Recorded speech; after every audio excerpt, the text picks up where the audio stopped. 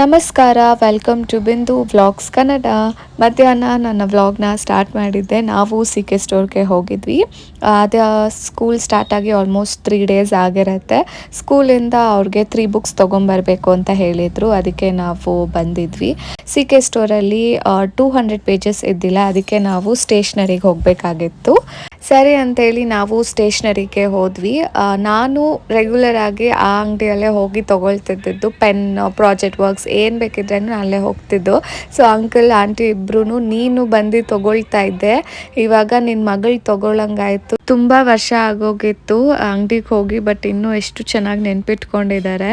ಸಾಯಂಕಾಲ ನಾವೊಂದು ರಿಸೆಪ್ಷನ್ಗೆ ಹೋಗಿದ್ವಿ. ನಮ್ಮ ಮಮ್ಮಿ ಸೈಡ್ ಕಸಿನ್ ಆಗಬೇಕಾಗತ್ತೆ, ಕ್ಲೋಸ್ ಕಸಿನ್ನೇ.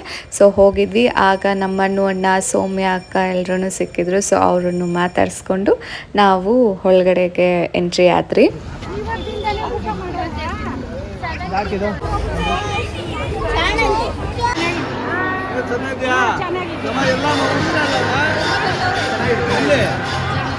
ಎಂಟ್ರಿಯಲ್ಲೇ ಗೀತಾ ಆಂಟಿ ಮತ್ತು ಅವ್ರ ಮಕ್ಕಳು ಎಲ್ಲರೂ ಇದ್ದರು. ಅವರನ್ನು ಮಾತಾಡಿಸ್ತಾ ಇದ್ವಿ.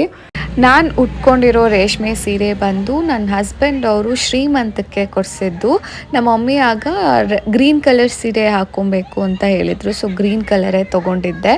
ಟ್ವೈಸ್ ಉಟ್ಕೊಂಡಿದ್ದೀನಿ ಈ ಸ್ಯಾರಿನ ನಾನು.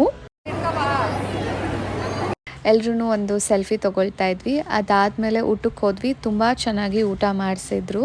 ಬೇಡಮ್ಮ ನೀನು ತಿನ್ನು.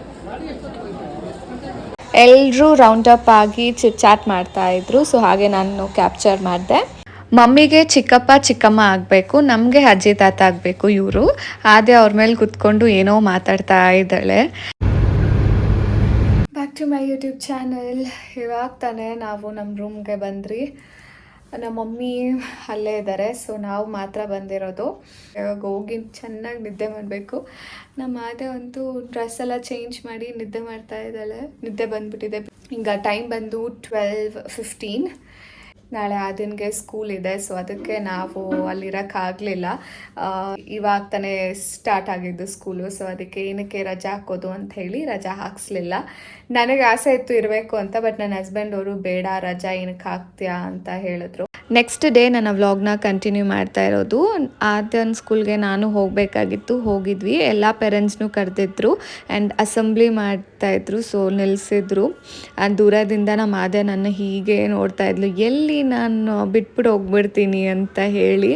ನಮ್ಮನ್ನು ಕರೆದ್ರು ಕ್ಲಾಸ್ ರೂಮಲ್ಲಿ ಕುತ್ಕೊಳ್ಳಿ ಮಕ್ಕಳ ಜೊತೆಗೆ ಅಂತ ಹೇಳಿ. ಆ್ಯಂಡ್ ನಾವು ಕುತ್ಕೊಂಡಿದ್ವಿ. ಆ್ಯಂಡ್ ರೈಮ್ಸ್ ಎಲ್ಲ ಹೇಳ್ತಿದ್ರು. ಅದಾದಮೇಲೆ ಫ್ರೂಟ್ಸ್, ಕಲರ್ಸ್ ಅವನ್ನೆಲ್ಲ ಹೇಳ್ತಿದ್ರು. ಹಾಗೆ ಟೈಮ್ ಹೋಗಿದ್ದೇ ಗೊತ್ತೇ ಆಗಲಿಲ್ಲ.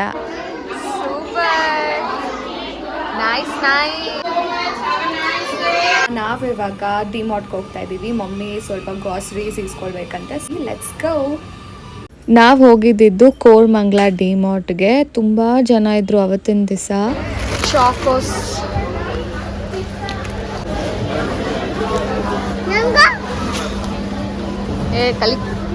ಎಲ್ಲದು ಎತ್ಕೊಂತಲ್ಲದು.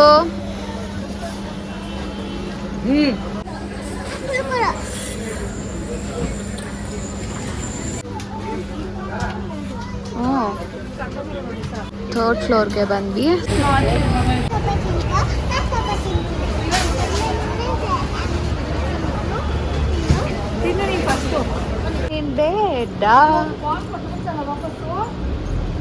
ಬಾಲ್ ಏನ್ ಮಾಡಿದ್ಲು ಗೊತ್ತಾ? ಇಲ್ಲಿಗೆ ನನ್ನ ವ್ಲಾಗ್ನ ಎಂಡ್ ಮಾಡ್ತಾ ಇದ್ದೀನಿ. ನಿಮ್ಮೆಲ್ರಿಗೂ ಈ ವ್ಲಾಗ್ ಇಷ್ಟ ಆಗಿದ್ದಲ್ಲಿ ಪ್ಲೀಸ್ ಒಂದು ಲೈಕ್ ಮಾಡಿ, ಶೇರ್ ಮಾಡಿ, ಕಮೆಂಟ್ ಮಾಡಿ, ನನ್ನ ಚಾನಲ್ನ ಸಬ್ಸ್ಕ್ರೈಬ್ ಮಾಡಿ ಆ್ಯಂಡ್ ಸಪೋರ್ಟ್ ಮಾಡಿ. ನಮಸ್ಕಾರ, ಬಾಯ್.